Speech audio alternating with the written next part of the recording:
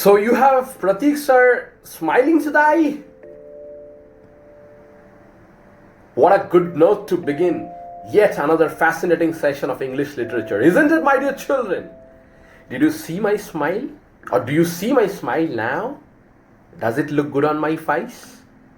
Well, if you answer in affirmation, let me tell you that a research found that in a certain mental asylum, therapists used to show photographs of smiling faces of people from various demographies to the patients who were terminally ill and being administered mental treatment. The results were outstanding because just by looking at those photographs of smiling faces, the health of these patients improved. Is there anyone in class 7A who wish to be an anthropologist or psychologist? Well, if anyone plans to do so, let me tell you that you will be in for incessant surprises daily.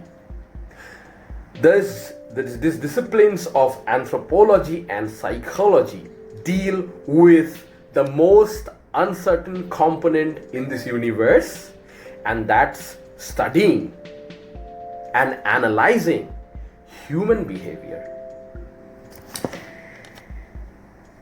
Smiles can be often deceptive, children. Do you believe in this concept? Well, let me tell you. There are many people in the world who can camouflage their grievances, pain, and sufferings behind their charming smiles. There are many whom I know, and some of them are very special.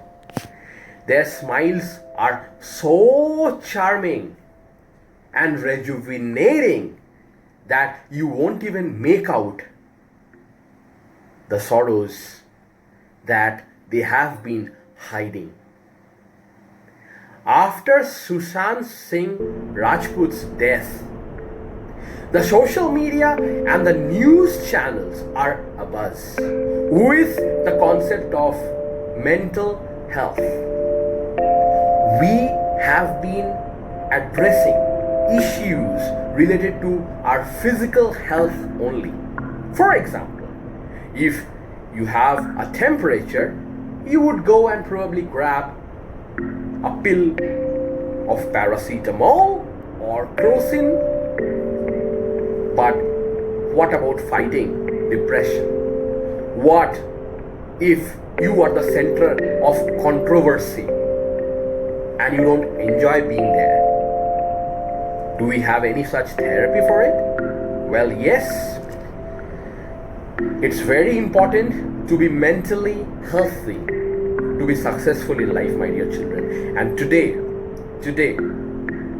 as a nation, India has surpassed most of the Southeast Asian countries in the number of suicide rates due to depression.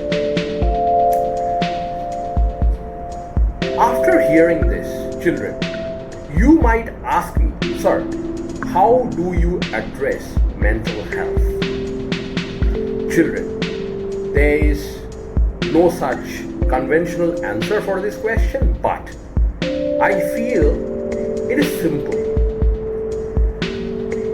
If you do things that please you, you will be satisfied within.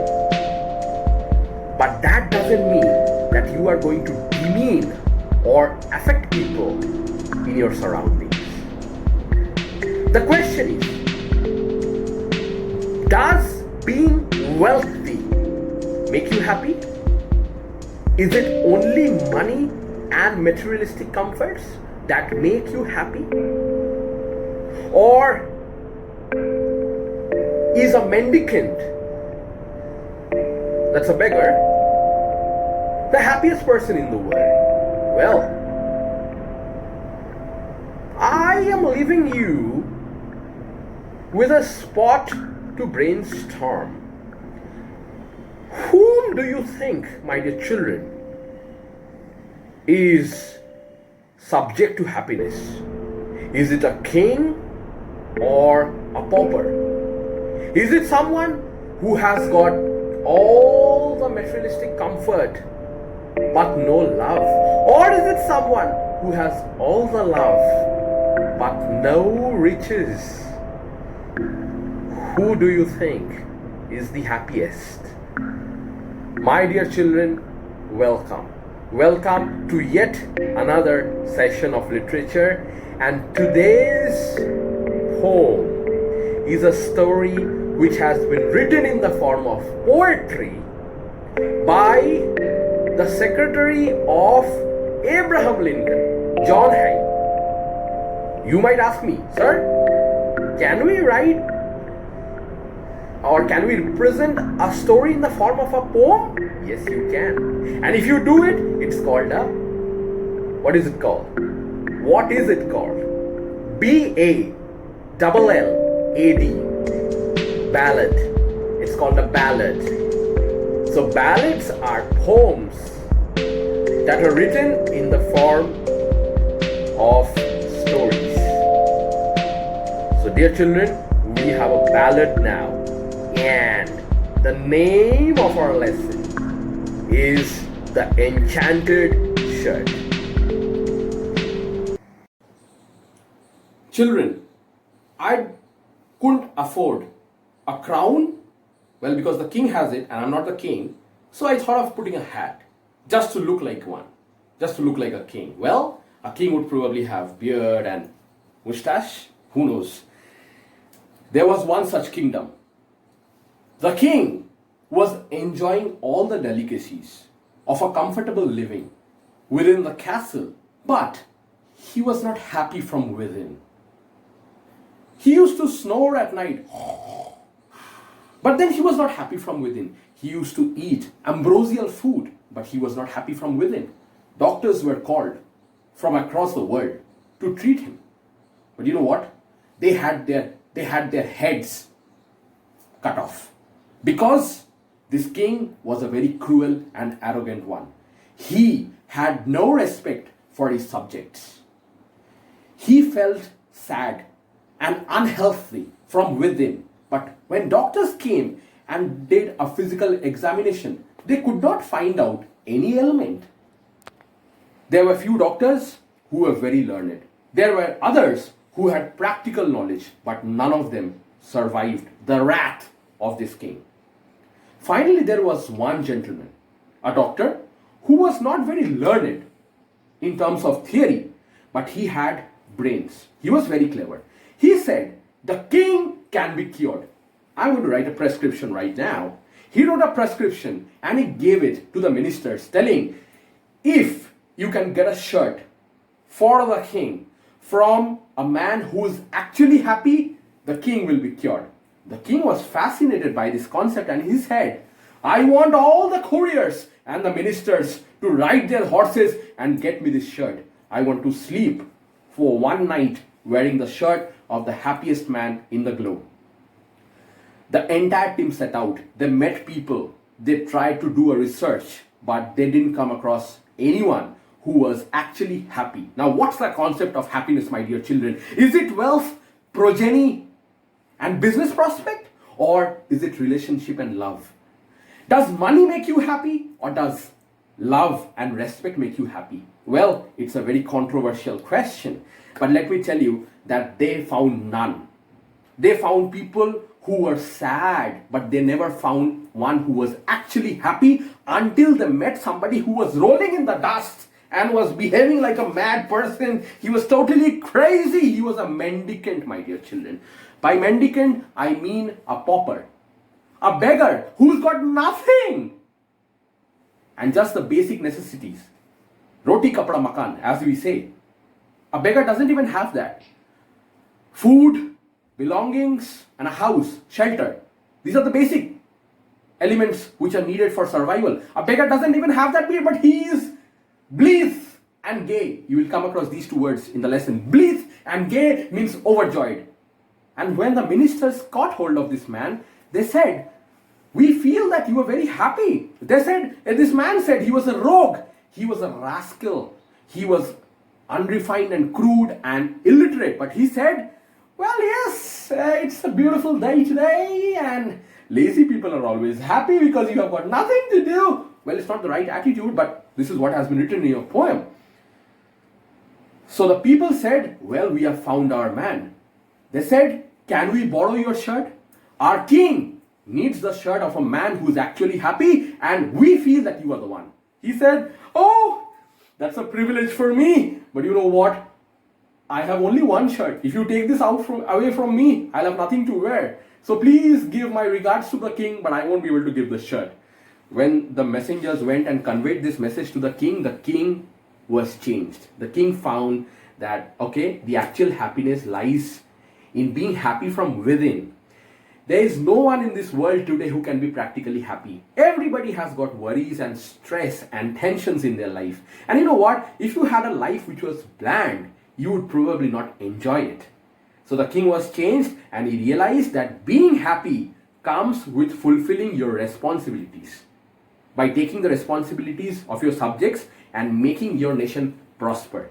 That will make you happy. So he opened all the windows and doors of his castles and let the free air come in. Once it hit him, his life changed and he understood that the bigger happiness is living for people and not for yourself. Since then, his kingdom became one of the most prosperous kingdoms in the world. That is how your poem ends, my dear children. Today, we already discussed the poem in the doubt clearing session. So I have read it out for you. So you've got to know the words and the dictions. Now it will be very easy for you to connect the dots, I feel.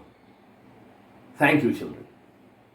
So the name of our poem today is The Enchanted Shirt, which talks about the shirt of the happiest man on this planet.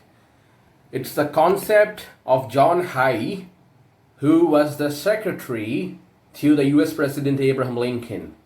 And the form of this poem is called the ballad. The theme, well, look at the diagrammatic representation. Is it about kingship? If you talk about kingship, is kingship all about love? Or is kingship all about the dollars and rupees? I mean, money.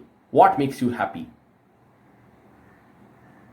I will give you an answer to this question at the end of our chat.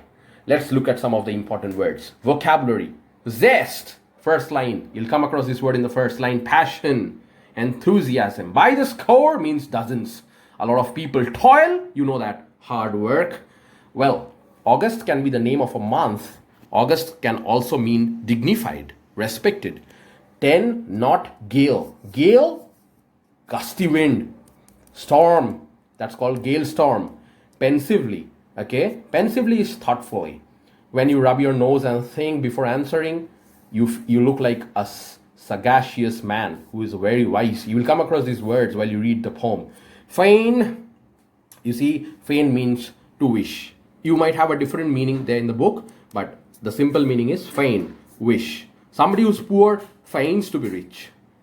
Stays, support. Short hose. Short hose means stockings. These are worn by ladies, who wear skirts to work. So these are worn as, socks, stockings. Well, scamp and blackguard. These are words which aren't often used in the literary sense, but these are old English words, okay? Scamp and blackguard. Both mean uncultured person, somebody who is very unrefined and lacks values. Panorama. You have this mode in most of the cameras today. Panorama gives you a holistic view, a complete view. And finally, we have got the last word called maladies. Maladies mean ailments, diseases. Now, let's have an idea about the king in our poem. So as you can see, this crown is the representation of the king. The king was sick. None of the doctors could cure him and they were executed. He lacked mental health. It's not about money. It's about peace. He exploited his subjects, okay? He tortured them. At the end of the poem, he learned a lesson and eventually he became just and kind. Let's do a fact check. Let's see the important information. There was a sick king. The docs couldn't cure him. A weird prescription from one doctor. Remember that, a very, very uncanny and surreal prescription. Instead of some medical concoction, he was administered to sleep by wearing the shirt of a very happy man. The couriers and the messengers didn't find anyone. They did a thorough check in the kingdom. They didn't find anyone who was actually happy. Finally, they met a lunatic, a mad beggar, who was bleak and gay. He had one shirt only, the one that he was wearing. When they asked for the shirt, he said, well, I can't afford to give the shirt because I won't have anything to wear then. Hearing all this, the king's mentality changed and he understood that it's responsibilities that make you happy. The fact of standing up for someone else and loving others, okay, makes you happy.